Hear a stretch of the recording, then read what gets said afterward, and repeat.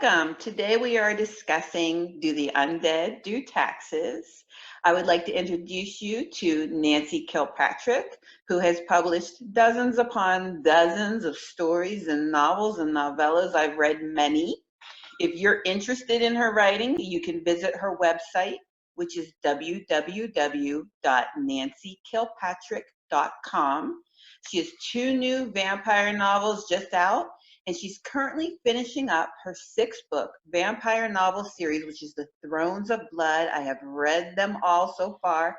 Very exciting series, and it has just been optioned for film and television.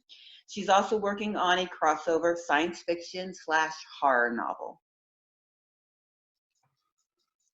And I am Nancy Kilpatrick, the one that was just spoken about, and I am introducing my co-host, S, which is Elaine Pascale.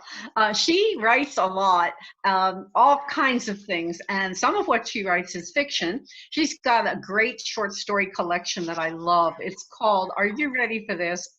If nothing else, Eve, we've enjoyed the fruit. I love that title. And she's got a novel, The Bloodlights, which is fun, and I've read that too. It's a vampire novel, in case you didn't notice, of a different sort. Elaine has got on the website also. It's www.Elaine Pascale, and her last name is Pascale.com. So you can go there, check out her stuff. She's also got stuff on there for the Women in Horror Month, which is February 2020 this year. It's always February, but this year it's 2020. And in addition to being a horror writer, she is a reviewer, and she researches all kinds of things in the mythology and horror realm.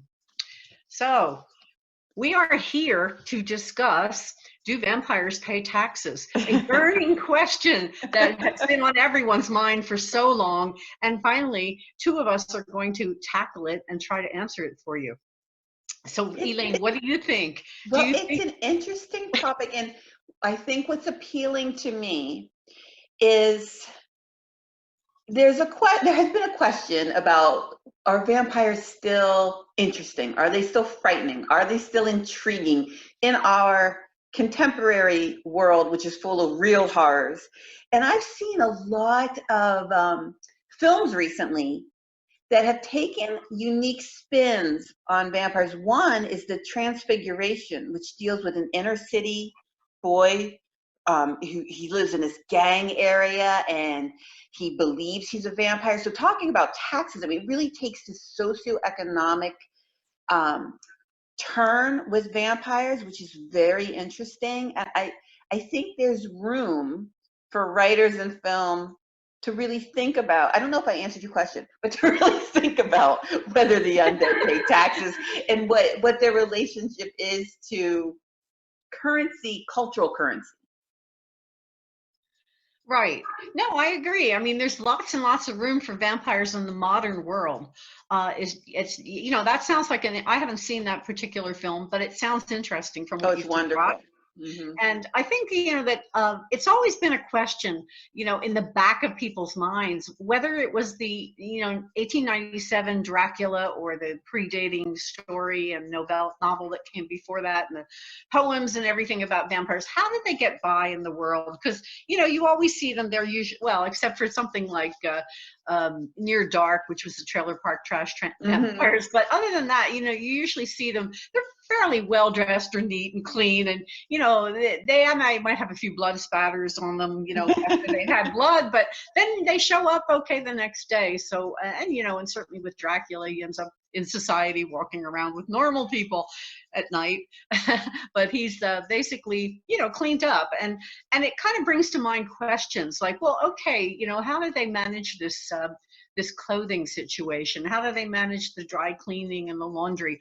What about owning Carfax Abbey? Did Dracula have to pay taxes for that? I mean, his solicitor went bonkers, and the guy that was sent to him, Jonathan Harker, he certainly wasn't going to be on top of the taxes. So, yeah, I mean, what happens with all this stuff? It's skimmed over because really, we're talking about a fantastical creature here, right? And we have to make some allowances, but there's a lot of things like that.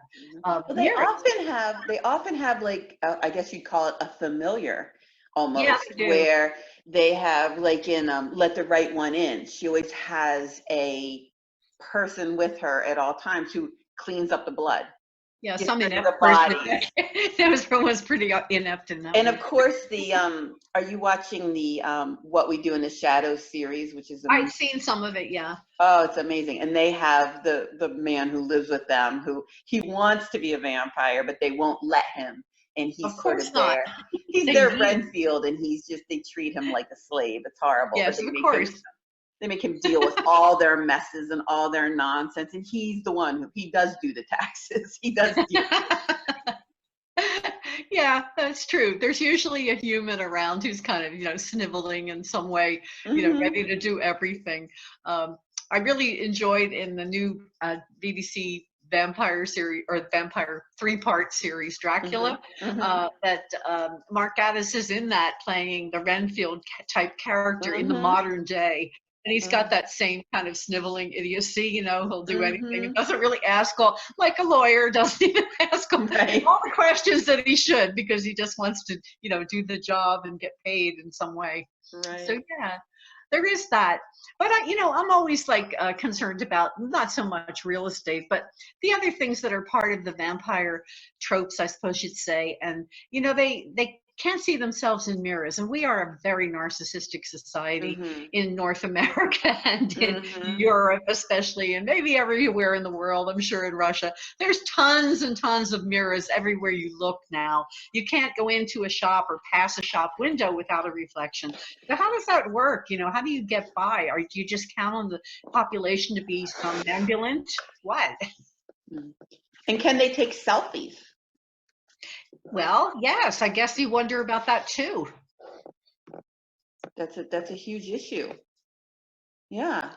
It is a big issue, and it's confusing, to somebody who actually asks these questions like me, but, you work around it as a writer, of course, you have to. And this is why writers always bring the vampires into the modern age in a way, because if they don't, then they're stuck with things from another age that, like crosses. I mean, I just remember during the 80s and 90s, when I was more into the goth world, and everyone wore like around 5 or 10 crosses around their neck at that time. It's like, yeah, well, there are crosses in churches, there's crosses everywhere. So how does that affect a vampire? How do they get through the streets even? It's ridiculous. So yeah, it's sort of a ridiculous legend in that way that, it doesn't make sense any more than it makes sense for someone, who turns into a wolf at the full moon every month. It's something that we have to accept in a lot of ways, but it is curious and it is fun to me to envision who is going. Yeah, and this is people actually do write stories. I know a guy who's written a story. I think it was published in by P.N. Elrod in one of her anthologies. I've forgotten the name of the anthology, but it is from the point of view of the Renfield character, and you can see the trouble the Renfield had with all of this, making the connections. It really is like a gopher job and a way of having to clean up, as you say, the messes of blood, but clean up everything that the vampires screw up because they don't want to deal with this stuff. I want to touch on something you brought up. You said writers bringing vampires into the modern world. Now, you write in the Thrones of Blood, you've sort of created your own world, your own realm. Don't you find it easier, and I'm using easy in sort of I don't know, writing is never easy, but don't you find it easier to deal with vampires and monsters if you're dealing with the past or with your own world? Because if you bring them into today's world, I find it more difficult because people are like, oh, if there's a vampire next door, why don't you just call the police on your cell phone and get help? Why don't you just, it seems like our world, there are always ways to catch a criminal, catch a creep, catch a monster that didn't exist 100, 200 years ago. It's true. And, the film Fright Night had that. The boy in the house next door knew there was a vampire there. The mom didn't, but because she was entranced by the children always do. The children always see the monsters what they really are. Yeah. And no one believed him, of course, because what do you mean there's vampires next door? That's nuts. So yeah, I mean, anybody imagine calling the police saying, there's a vampire that lives next door. How much are they going to take you seriously? They're going to come with the white coats to take you away, probably, get you some help. But yeah, that sounds nuts. So I don't know how you do that. I don't know how you get help if there is a vampire next door. I remember years ago, I did a radio interview with Joyce Nelson, who was working for CBC at the time, or in some capacity. And the discussion was fun because it was about what vampires eating, basically. And we talked about the idea, and that was quite a while ago, but we talked about the idea of how you go into a restaurant and you look around, and there are these people that are, usually thin chic people, and they don't eat. They really don't. Right. They have food that's presented to them, and they're the cause of all the nouvelle cuisine that doesn't give you enough food on your plate for your money. So those people, they just, kind of pick at their food. They don't need it. They barely ever bring anything to their mouth. They just push it around on the plate, which of course is, I think Anne Rice did in Interview with the Vampire as well. It's just the pushing around so it appears, that you've cut the meat, you've eaten some or whatever. You couldn't possibly be hungry because, you just don't need food like a vampire. But yeah, so they have funny ways of actually interacting in society in modern times that really do get them through. If there are vampires, that's what they would do. Which is why it's easier to date a werewolf than a vampire, because... Is it really? Tell me about that. Absolutely. With a werewolf, you only have to deal with it 1 month a weekend, or 1 weekend a month. I had that backwards, which most couples need a break from each other 1 weekend a month. But with a vampire, you can never do anything with them during the day. Like you said, restaurants are kind of awkward, and I'm very food centric. I'm food centric too. Food is part of my romance. I agree. So I think I could deal with a werewolf easier, even though we're not going to get into sex yet. That's next time. Even though the vampires are sexier, I think a werewolf would be easier to date. Yeah. And I wonder, well, I shouldn't even veer into werewolves, but let's say it applies to werewolves and vampires. What happens when a human woman is menstruating? Exactly. Now there's something, where does that go? Where does that? Are they more attractive? They must be for a vampire. I would think so. Yes. But are they more like a prey for a werewolf also? Like being in heat or something. Yeah, absolutely. Well, yeah, it could be anything. And then there's ovulation. That's another story. But then we'll deal with those things later. That's next year's topic. But yeah, I mean, I think that, it's when you asked about having a modern world or an old school world or your own world, to me, as a writer, I mean, I've done lots of vampire short stories. I mean, I've done all kinds of realms. And I found that writing this series that I'm working on now, because I've invented my own world, it usually throws people for a loop at the beginning when they read the first novel, because they're like, well, where is this? When is this? This is like breaking one of the cardinal rules of writing right from the start, because you're supposed to really ground your reader in what the setting is, what the time is, so that they can say, oh, okay, I get this, now let's read the story. But I didn't do that because I wanted to write my own world. It's like an alternative reality of our world, and some of it appears to be set in the Middle Ages, but then there are things that are more modern. So it's kind of a mishmash of things. And it's really much, much easier to write in this way, where you're creating it as you go. Right. And I like that freedom that I haven't always had with vampire fiction, because it's difficult in the modern world to get around the tropes that we've been talking about. And in the old world, it makes it, it's not where we live anymore. It's really hard to write something that really is set in the year 1500, because unless you stick to what is actually the truth about that time, as truth as we know it, what we know of that time, to me, it feels false if you don't keep it real. And that's a different time period, and it's a different way of being. And most of things that I read that are set in another time, like the 1500s or the 1800s or whatever, a lot of them don't feel accurate, because they are making exceptions to have it in a time that maybe the writer is hampered by the way things were in that time period. And so they get around it by altering things of the time period. I think it's very hard to do that type of writing. Yeah, and I think it requires a lot of responsibility on the writer to do their research if they're not a historian already, to really understand that time period, because you don't want your reader questioning you the whole way throughout. So one little mistake of putting something in the wrong time period, having your characters using something that they wouldn't have used, and you've lost your reader. Yeah, and you see that in films a lot where they deviate from the time, and it's very annoying. And anyone who cares about that sort of thing is pulled up right away by that, and just no, that's not it. But I also wonder if a lot of people care anymore about this accuracy of history in the story. Maybe it doesn't really matter. So honestly, I don't know. But personally, I think writers have personal stances that they take, and mine and yours, and I'm sure a lot of other writers have the wanting it to be as accurate as possible, so that it feels real, it feels true, it feels like it is from that time period. Going back to vampires, what would be, we've been talking about the tropes, we're talking about accuracy. What are some of the aspects of vampire mythology, or what are some of the tropes that for you as a writer are non-negotiable? Like for me, they cannot be out during the day. They can't sparkle in the sun and play baseball with each other. To me, that, like, I can't let go of that one. What are some things for you that you no, a vampire must have this? Elaine, in the book Dracula, which is the Bible of vampire fiction. I know he is out during the day. He does have an out the day bit. Yeah.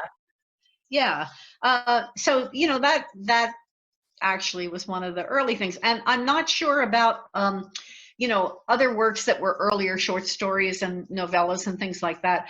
It's not clear exactly. Well, the mythology, if you look at the ancient. Yeah, the mythology is. They're night creatures, yeah.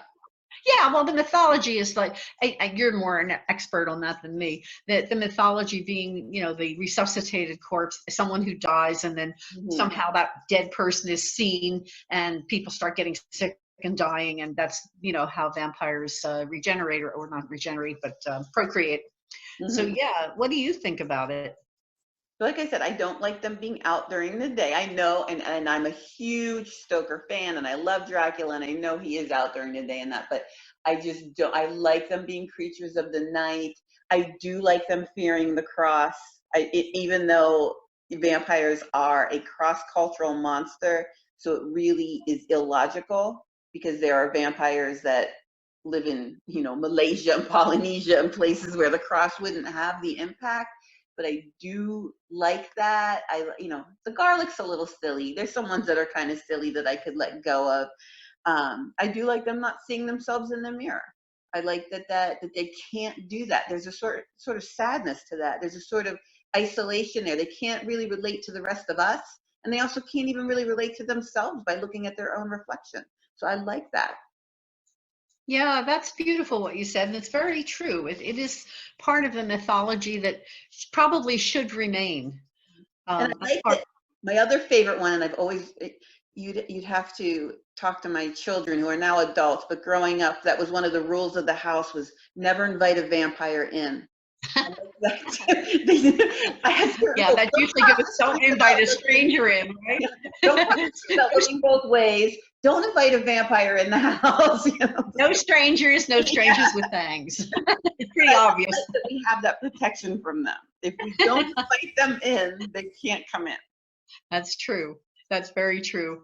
I think that those are things, I also like the dark. I think as a person who prefers night and low lighting, yeah, the dark works for me because I find it more mysterious. I've always said this a million times, but the daytime, everything is so obvious and everything is what it is, it's a refrigerator is a refrigerator, a doorbell is a doorbell. Everything is, an orange is an orange. It's all right there. And you can't mistake it for anything the way you can in the dark, because Right. the dark is the lighting. It's the time, even the natural world, it's always dawn and dusk when the animals get very quiet. Right. And because it's a transition. And I think that transition into night is an interesting time to actually write about and to ponder in general. But And for it's a me, I like the vulnerable time. dark too. Yeah, it's a vulnerable time. Most of It us is are thinking about going to sleep, and when you're asleep, you're vulnerable and thinking about something being out there creeping around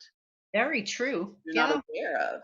Yeah, and it's also the sort of romantic time, because Mhm. it's candlelight and dimness of the lights, and Mhm. just mood music and people just having some wine together. It's that time of day, or evening, I should say, where it just gets more personal, because I guess because it is dark and because there is a vulnerability, and if you're with someone that you care about and you like being with, then there is a vulnerability there that you're willing to sort of share. Or maybe it's the other way, you're sort of clinging to them in an unconscious level, because who knows what's going to happen.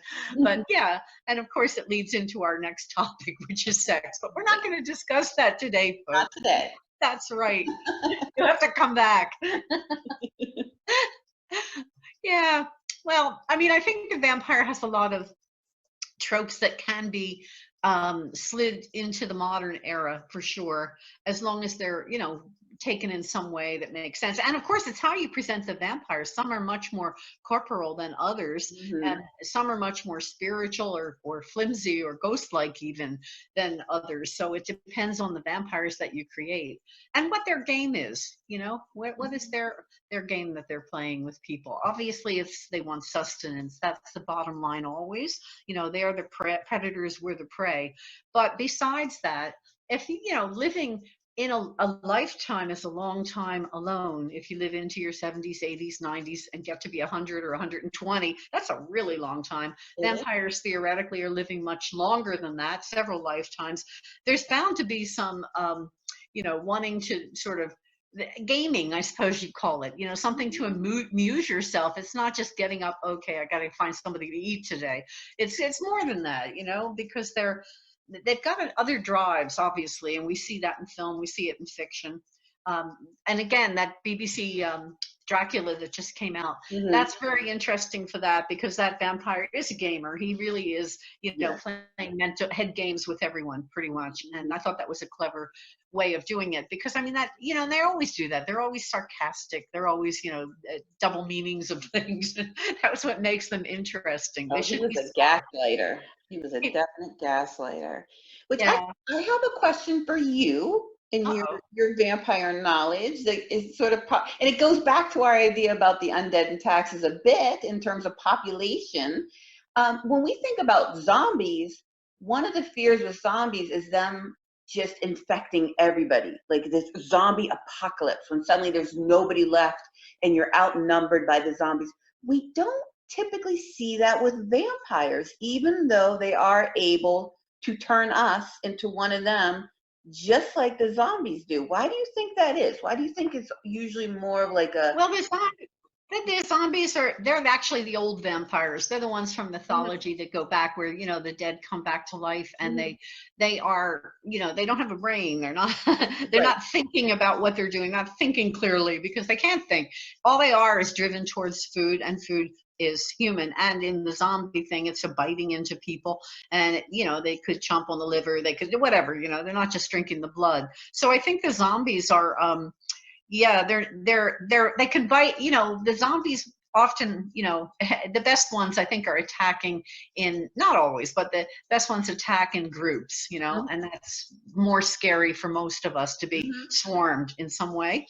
But that's not always the case. But then they get their hands on people, and maybe 4 zombies are eating the same person, or maybe each zombie is eating 4 people. right. So yeah, they can expand a lot faster. Vampires also, we tend to make them more conscious of what they're doing, because they do retain mental faculties. They retain the ability to decide things and get themselves out of situations and put themselves in situations. So they can make decisions about how they survive. Do they have to kill someone to take their blood?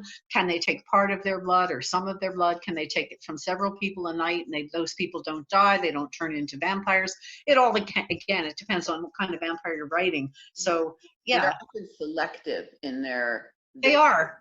there's a reason behind why they're going after that person. It's not just this mindless craving. It's like in the It is. BBC Dracula, he wants a bride, whatever that means to him. He talks about brides, and that's, you know, someone that's a very selective process, someone who can keep up with him. Yeah, yeah. I mean, what do you think about the zombie vampire connection? Well, I think the zombies are, it's an interesting thing. I've spent a lot of time with zombies, even though I don't care for them. And I've made a lot of money off of zombies, even though I don't care for them. They've been the only thing I really sell big with. And I feel like the zombies are really, there's a wonderful essay called Zombies Are a Barometer of Cultural Pressure, meaning that every time we have a different cultural fear, the zombie films and the zombie monster changes just a little bit to reflect that fear. And I think vampires do that to an extent, but not as much. I think people are more attracted to the vampire mythology of that Count Dracula type. You know, I don't think that type shifts too much. Well, although, you have the vampires in True Blood, you have the vampires in all the Twilight series, and they were. Okay, we're not talking about Twilights are not vampires. Those are not vampires. Now. No, but this is the reason I brought that up. And the Vampire Diaries, the same, and it's bringing the vampire into the modern world in a way that people can relate to, or some people can relate to. So yeah, I there is a great love of the traditional vampire. There's many people that hate the new BBC series because it didn't stick to the facts or stick to the book. But at the same time, people are bringing the vampire into the present. They have been for a long time. I mean, even Robert Bloch did. He's got a story called The Cloak. I think that was written in the 50s, if I'm not mistaken. I'd have to go look it up because I don't have a retention ability for that. But this story is a guy who is going to a costume party, ends up with a cloak, and there you go. And that's of the times. It wouldn't fly so much now in that way. It would have to be written slightly differently, and it wouldn't fly really in you'd have to adjust it to the time if it was the 1800s, but for when it was written, it works. And it's always happened. People are bringing things to the present, even the classical Dracula, it just happens. It's what people want to be able to feel. I think they want to be able to feel the fear of the vampire now. After all, this is, partly it's a lure in terms of eroticism, but it's also a lure in terms of fear. And there's something about feeling fear that we need. We need that because I think it keeps us from falling in man-hell's where we're reading our cell phones and walking. There's a fear that you have to retain about some things in life, and I guess the vampire is part of that as a metaphor for many things. So. Well, let's I know we're sort of running out of time and we wanted to save things for the sex, but let's sort of wrap up with a discussion about that. Do you think the vampire will remain scary in the future? Yes. Is it still a scary monster for people? I think so. I think it will be adapted to whatever the fears of the day are. And you? I think so. I think they're going to have to keep tweaking the vampire and what the vampire is. I mean, I think the vampire is going to evolve, just like everything else evolves. I don't know. It's funny because I taught a monster class for years, and we would do Frankenstein's monster, and we would watch clips from the old movies, and they would laugh. That's not a scary monster. And they didn't think at first, because they were such a Twilighty group, they didn't think vampires were scary. And I had them watch 30 Days of Night. and then suddenly vampires were scary again. You know, like introducing them to, you know, a more scary vampire, or I Am Legend, or you know, those types of things that are more scary. So yeah, I think there's something about the vampire that resonates with people. People have been talking about vampires since we dwelled in caves. There are cave drawings of vampires. People have been discussing them since the beginning of time. And people have been discussing them in every country on earth long before those countries had ways of communicating with each other. Everybody has their own vampire in their own culture. So there's something about that creature that really stirs something deep within us that I don't think will just shake off. I think it'll stay there. I think you're right. And for me, my last thought and comment is that I think that's because the vampire is us. Yes. Well, he looks a lot like us, doesn't he? For a But monster. us on us Godzilla almost doesn't look like us. He does. Yeah. but like I think us in terms of we have that in us as a fear of a part of ourselves in a way. You know, we could be that vampire. And then there's people that want to be. Exactly. And I think that's a really important part, because originally, and in the Stoker version in Dracula, a big issue is the good versus the evil. And good, I mean Christian, saving your soul, going to heaven, or being immortal and making a pact with the devil, and how most of us fear walking that line and having to make that choice. And is it, Mhm. and I guess this leads into our next podcast. Is it desirous and is it seductive to walk on the dark side?